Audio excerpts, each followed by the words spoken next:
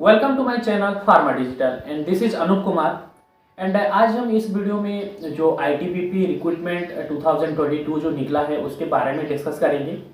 और रिक्रूटमेंट के पहले हम जानते हैं कि ये जो आईटीबीपी जो है वो क्या होता है, क्योंकि सभी लोग जो है वो ज़्यादातर आर्मी के बारे में जानते हैं, बीएसएफ के बारे में जानते हैं, सीआरपीएफ के बारे में जानते हैं। आईटीबीपी के बारे में उतना लोगों को पता नहीं होता।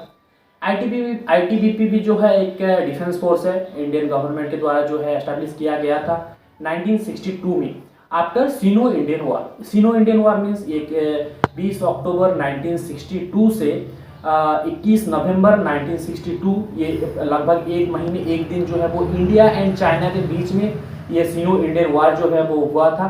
और उसके बाद जो है इंडियन गवर्नमेंट के द्वारा ये इंडो तिब्बतन बॉर्डर पुलिस जो है वो 1962 में लगभग दिसंबर के महीने के आसपास जो है वो एस्टैब्लिशमेंट किया गया था। और इसका काम क्या होता है, आईटीबीपी का काम क्या होता है? आईटीबीपी जो है वो नॉर्दर्न स्टेट ऑफ इंडिया जो है, जहाँ मतलब जैसे कि जम्मू कश्मीर है, लद्दाख है और अरुणाचल प्रदेश है, इस जगह पे जो है वो गार्ड करते हैं, जो कि जो वहाँ पे वायलेंस ना हो। जो इंडियन बॉर्डर रहता है चाइना के साथ, तिब्बत के साथ, मतलब जो आसपास का जो बॉर्डर रहे उसमें जैसे कि कुछ वायलेंस ना हो, वहाँ पे वो गार्ड करता है। तो मेनली फंक्शन ये रहता है आईटीबीपी का। और इसी आईटीबीपी में अभी जो है वो फार्मेसी का वैकेंसी निकला है। अभी लगभग 24 वैकेंसी जो है वो निकला है। जो फार्मेसी आईटीबीपी रिक्रूटमेंट जो निकला है, इसका जो ऑनलाइन एप्लीकेशन जो है वो 23 अक्टूबर से जो है वो स्टार्ट हो चुका है और ये 25 नवंबर तक जो है वो ऑनलाइन एप्लीकेशन का जो सबमिशन है वो चलेगा। और यहाँ पे एज रिलैक्सेशन की बात किया जाए तो 20 से 28 साल तक यहाँ पे रहेगा। और ये जो 20 से 28 साल तक का जो एज है वो 25 नवंबर तक उसका जो एज कट ऑफ जो है वो दिया गया है। मीन्स 25 नवंबर 2022 तक जो है आपको 28 साल से ज़्यादा ना मतलब होना नहीं चाहिए और 20 साल से कम जो है वो नहीं होना चाहिए। और अकॉर्डिंग टू गवर्नमेंट जो रूल एंड रेगुलेशन है, ओबीसी का जो है वो 3 साल तक का उनको एज रिलैक्सेशन रहेगा अगर उनके पास प्रॉपर डॉक्यूमेंटेशन है। और उसके बाद एसटी एससी को जो है वो लगभग 5 साल तक जो है वो एज रिलैक्सेशन वहाँ पे। ऑनलाइन एप्लीकेशन के वक्त जो है आपको 100 रुपये का जो है वो खास करके EWS जो कि इकोनॉमिकल वीकर सेक्शन जो है, जनरल कैंडिडेट जो है और ओबीसी कैंडिडेट जो है, ये ऑनलाइन एप्लीकेशन जो फॉर्म डालेंगे उस वक्त जो है उनको 100 रुपये का चालान जो है वो उनको भरना पड़ेगा। ऑनलाइन एप्लीकेशन का फीस जो है वो देना पड़ेगा। और एसटी एससी और जो एक्स सर्विसमैन हो गया और गर्ल्स कैंडिडेट को जो है वो कोई भी एप्लीकेशन फीस जो है वो नहीं लग रहा है इस आईटीबीपी फार्मेसी रिक्रूटमेंट में। और एप्लीकेशन फीस के बाद यहाँ पे हम आते हैं जो है क्वालिफिकेशन के बारे में। आपके पास जो है वो 12th साइंस का जो है, आपके पास 12th साइंस जो है आप कंप्लीट करना होगा। और उसके बाद डिप्लोमा इन फार्मेसी का जो फार्मेसी में जो डिप्लोमा का जो रहता है वहाँ पे आपका क्वालिफिकेशन रहना चाहिए। और अगर बात किया जाए डिग्री के बारे में, मतलब जो बी फार्मा के बारे में, यहाँ पे एक कंट्रोवर्सी है कि बी फार्मा कैंडिडेट जो है वो इस जॉब में अप्लाई कर सकते हैं या नहीं। बिल्कुल अप्लाई कर सकते हैं अगर जिसके पास फिजिक्स केमिस्ट्री एंड बायोलॉजी मतलब पीसीबी, अगर पीसीबी उसने 12th में किया है और उसके बाद फार्मेसी में डिग्री है तो वो जो है वो डेफिनेटली इस आईटीबीपी फार्मेसी रिक्रूटमेंट में जो है वो अप्लाई कर सकता है। और उसके बाद जो है आपके पास एक रजिस्टर्ड फार्मेसी लाइसेंस 1948 एक्ट के थ्रू जो है एक सर्टिफाइड रजिस्टर्ड फार्मेसी लाइसेंस जो कि स्टेट फार्मेसी काउंसिल जो है वो ऑथराइज करता है, उसके वो आपके पास होना चाहिए। एप्लीकेशन फॉर्म डालने के बाद जो है इस रिक्रूटमेंट का पहला जो पड़ाव है वो है physical efficiency test and physical standard test. तो पहले जानते हैं फिजिकल एफिशिएंसी टेस्ट में और फिजिकल स्टैंडर्ड टेस्ट में आपका क्या रहेगा। जो candidate ST category male candidate की बात कर रहा हूँ, जो candidate male category ST category से बिलोंग्स करते हैं उनका जो हाइट है 162.5 सेंटीमीटर रहना चाहिए। मीन्स लगभग 5 फुट 5 इंच। ये मैं एसटी कैंडिडेट जो एसटी बॉयज़ के लिए बोल रहा हूँ। और वैसे ही अगर एसटी कैंडिडेट जो गर्ल्स कैटेगरी में बिलोंग्स करते हैं उनका 150 सेंटीमीटर मीन्स लगभग 5 फीट का वो होना चाहिए। और एसटी कैंडिडेट जो है उनका जो जेंट्स कैटेगरी है और एसटी कैटेगरी बॉयज़ में अगर चेस्ट की बात किया जाए तो 77 सेंटीमीटर जो ऑन एक्सपांड मीन्स बिना फुलाए और 82 सेंटीमीटर जो है वो एक्सपांड किए उनका चेस्ट का जो साइज है वो रहना चाहिए। और वैसे कि एसटी कैटेगरी की बात तो हो गया। उसके बाद जो है जो कैंडिडेट नॉर्दर्न स्टेट से बिलोंग्स करते हैं, जैसे कि आसाम हो गया, मेघालय हो गया, नागालैंड हो गया, उस स्टेट के जो कैंडिडेट के जो क्राइटेरिया है वो थोड़ा अलग दिया गया है यहाँ पे। उनका जो हाइट है वो लगभग 165 सेंटीमीटर सभी कैटेगरीज का यहाँ पे दिया गया है, और गर्ल्स कैटेगरीज में जो है वो यहाँ पे 150 सेंटीमीटर जो है वो दिया गया है, मीन्स लगभग 5 फीट। 165 सेंटीमीटर मीन्स लगभग आपका यहाँ पे 5 फुट 5 इंच के ऊपर रहना हो चाहिए। और चेस्ट की बात किया जाए तो जो नॉर्दर्न स्टेट से बिलोंग्स करते हैं, चेस्ट की बात किया जाए तो यहाँ पे 80 सेंटीमीटर जो है वो ऑन एक्सपांड किए, और 85 सेंटीमीटर जो है वो एक्सपांड किए यहाँ पे चेस्ट का जो विड्थ और चौड़ाई जो है वो दिया गया है। उसके बाद जो है नॉर्दर्न स्टेट से जो बाकी कैटेगरीज रहते हैं, जैसे कि ओबीसी, जनरल और ईडब्ल्यूएस सेक्शन यहाँ पे हम, और एससी भी कैटेगरीज यहाँ पे कंसिडर कर सकते हैं।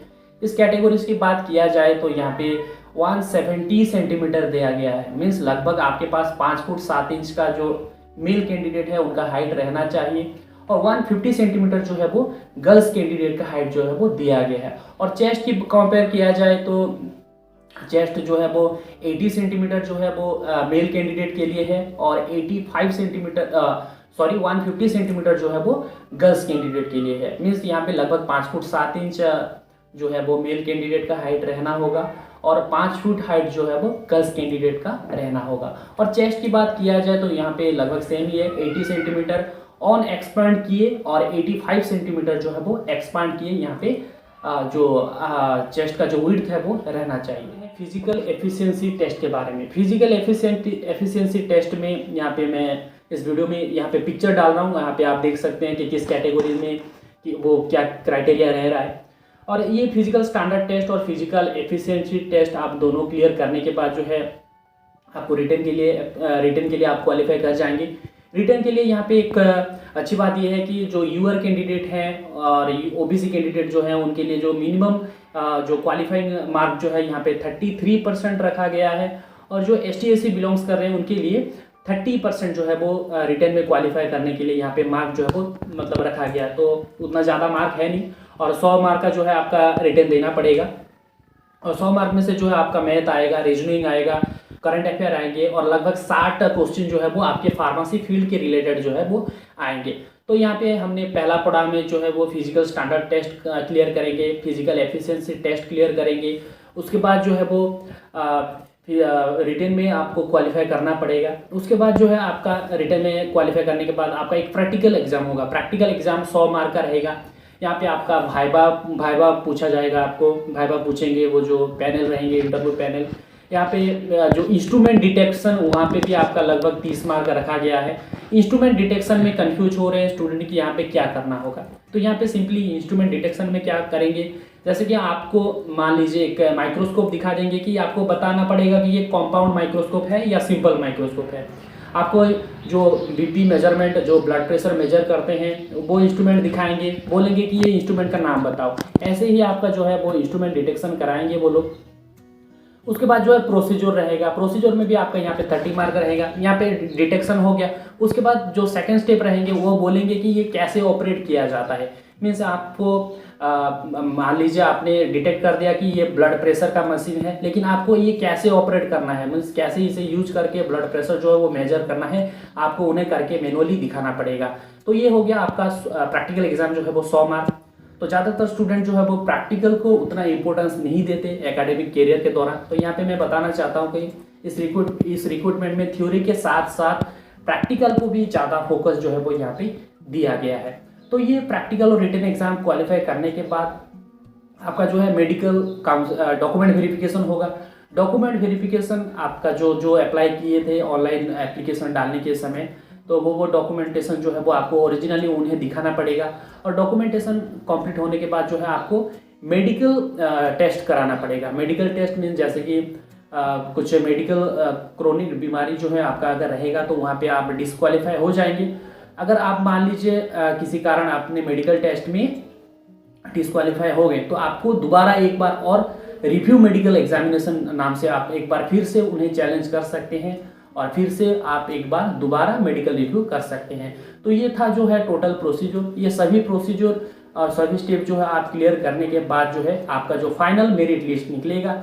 फाइनल मेरिट लिस्ट निकलने के बाद आपका जो है ज्वाइनिंग और अपॉइंटमेंट लेटर जो है आपके पास आपके घर जो है वो पहुंच जाएगा ITBP के थ्रू। इस रिक्रूटमेंट में बेनिफिट्स तो ये है कि आपको जो सैलरी रहेगा वो 29,000 लगभग मान लीजिए 30,000 से आपका जो ग्रॉस सैलरी है वो 93,000 तक जो है आपको मिलेगा अगर आपने ITBP फार्मेसी का रिक्रूटमेंट जो है आपने क्लियर कर दिया। सैलरी को छोड़ के आपको बहुत सारा जो है राशन के लिए वो पैसा मिलेगा, आपको ट्रांसपोर्टेशन के लिए पैसा मिलेगा, आपको वो एजुकेशन के लिए पैसा मिलेगा, प्रॉपर मेडिकल फैसिलिटीज़ मिलेगा, बहुत सारा जो एक सेंट्रल गवर्नमेंट एम्प्लॉय को जो फैसिलिटी मिलता है यहाँ पे आपको मिलेगा। तो एक अच्छी खासी जॉब है। वैकेंसी कम निकलता है क्योंकि फार्मेसी फील्ड में ग्रेजुएट भी कम निकलते हैं, स्टूडेंट भी कम निकलते हैं as compare to other job. तो यहाँ पे डेफिनेटली जिसका हाइट ठीक है, जिसका स्टामिना ठीक है, जिसका मेडिकल कंडीशन ठीक है, वही बंदा अप्लाई कर पाएगा। तो डेफिनेटली इसकी वजह से वैकेंसी भी कम निकलता है। तो अगर आपकी फिजिकल एफिशिएंसी ठीक है, स्टैंडर्ड ठीक है, मेडिकल और फार्मेसी में आपका नॉलेज ठीक है, तो आप डेफिनेटली इस जॉब के साथ आप जा सकते हैं, जॉब पे अप्लाई कर सकते हैं और एक अच्छी खासी आप लाइफस्टाइल जो है वो मेंटेन कर सकते हैं।